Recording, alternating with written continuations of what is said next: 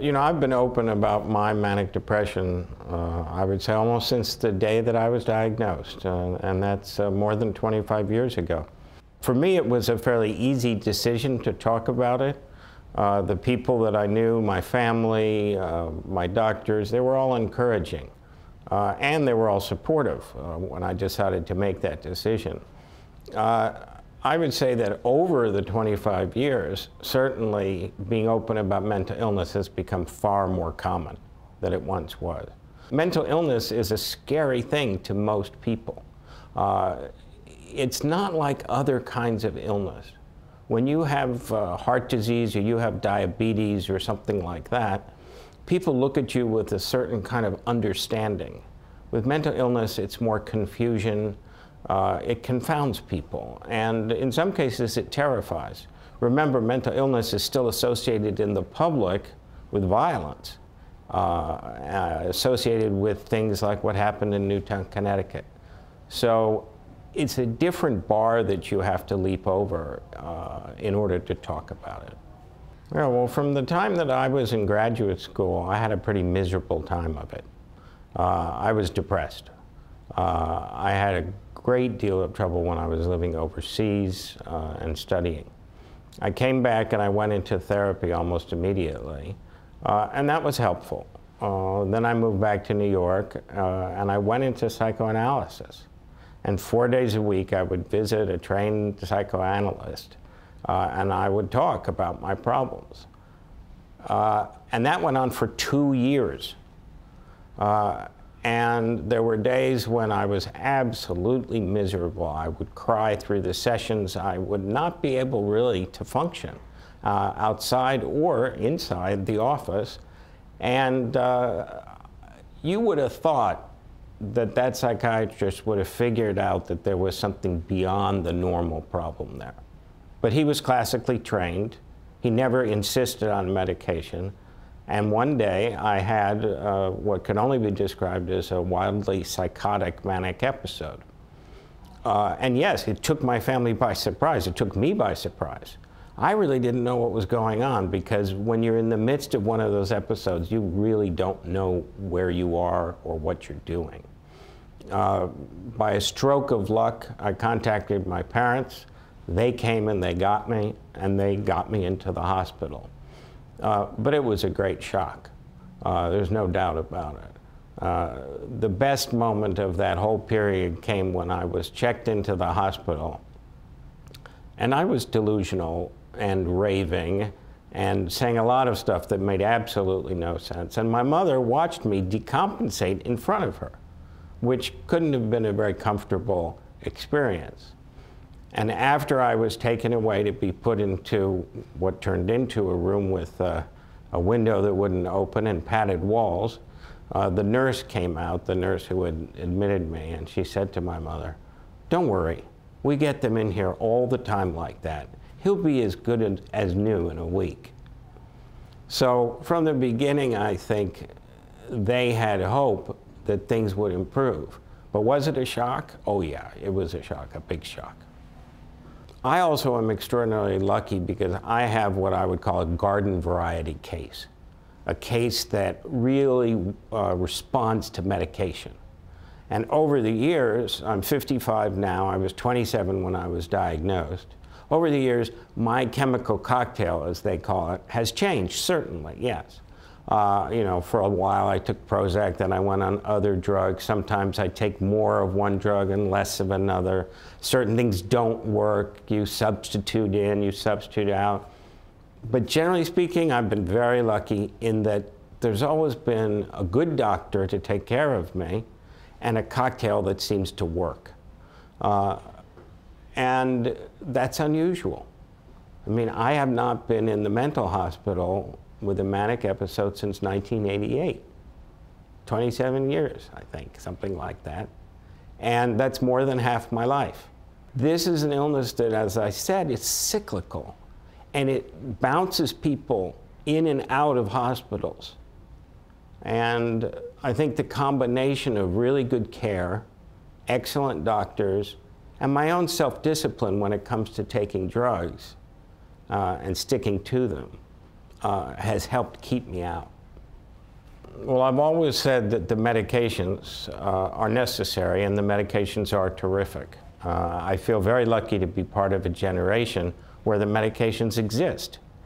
In the previous generations, they simply didn't, and people had to go without. And a lot of people's lives were ruined or wasted as a result of not having a medical solution to the problem. At the same time, I also believe that the medications only make people like me as miserable as everyone else in the world.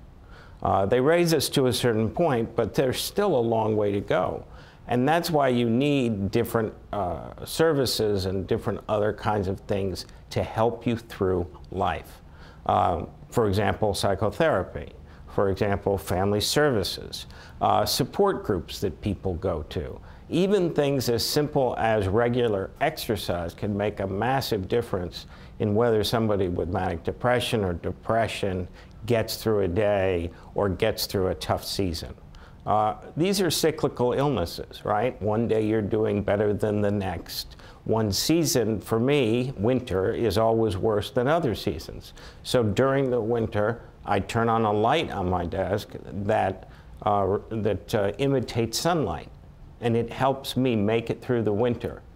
A person without the illness that I have doesn't need to do that kind of thing.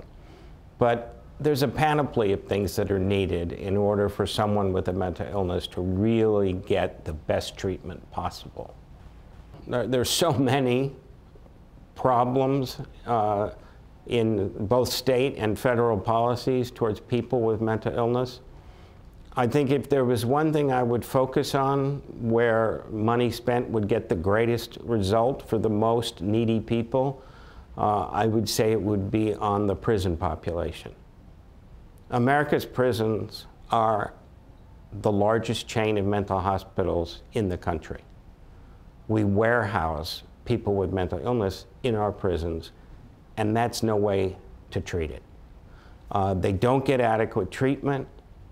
They cycle in and out from the streets to the cells, back to the streets, and nobody is looking after them. And I think that the amount of money we spend now to incarcerate those people would be far better spent on preventive measures to keep them from decompensating, from having mental health episodes, and then from committing crimes or going after the drugs that they need in order to medicate themselves. This is a terrible cycle that this country is in. And it's something where if we spend a lot of money, I believe we could make a lot of difference quickly and save money in the long run. And that's key, because the American people don't want to spend money on prisons and prisoners. And I understand that, neither do I. But if we spend the money up front, we'll save a lot of money in the long run. Another place that I would clearly spend money is on our veterans. The last 10, 12 years of wars have left people with post-traumatic stress disorder, have left people with terrible traumatic brain injuries. People are surviving in ways they never used to survive because of modern medicine. But when they come back, they ought to be given the same attention that they're given on the battlefield. There ought to be psychiatrists and psychologists and support groups and ways for these people to recover from what are horrible battle injuries. They're injuries you can't see in many cases, but they're no less real and they're no less dangerous. And they're dangerous not only to the person themselves, but to their families. The suicide rates are out of control among the military. And I think we owe it to that population to help them out. I would love to see people come away from this meeting committed to dealing with a population, a discrete population, and then being able to use a program to demonstrate that you can make a difference in treating mental illness. I still think there's a massive gap between what's possible, the potential that we have to control and manage these illnesses, and what we've demonstrated can be done in this country. If that were to be simply one program aimed at one state's prison system, that would seem to me to be a great conclusion. Because again, if you can demonstrate to people that a difference can be made, then I think you may be able to convince them over time not only to put resources into that, but to change their minds about the fundamental nature of things like the illness that I have. There's only so much good that people like me can do, right? When we speak up about our illnesses, when we say, look at me, look at my life, I'm okay, despite the fact that I've had to fight this illness. There are millions of people who have the kinds of illness that I have, who never get help. And I believe they not only deserve help, but they need help. And the entire population, way beyond that group, will profit from that.